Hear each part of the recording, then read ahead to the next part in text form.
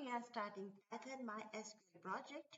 In this project, we will connect Python with database and perform operations like insert, update, delete, and search. Before writing any code, we must make sure that our system is ready. So we check for our system requirement. We check whether Python is installed. Yes, it is installed in our system. We check whether my SQL server is installed. Yes, it is installed in our system. Then we go and check for the required library.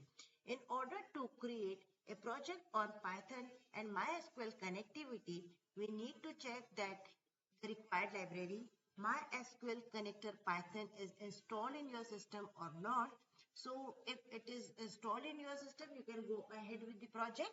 And if not, let us see how we can install this. In order to install Python MySQL connector library, we will go to our command prompt and here we will type pip install mysql connector python and press enter.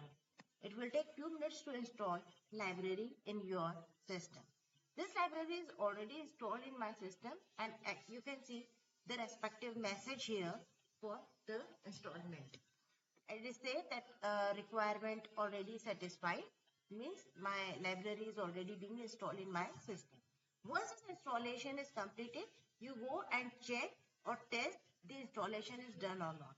For that, we will go to our IDE, Python IDE, and I have already created a file named csmsproject1.py. And in order to check connectivity, I will import my MySQL file as import mysql dot connector, and then we will print a message of connectivity as print MySQL connection successful.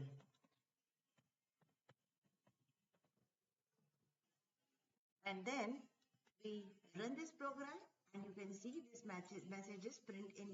In this way, you can see that we are successfully installed with MySQL connector Python library in our system and our program runs error free.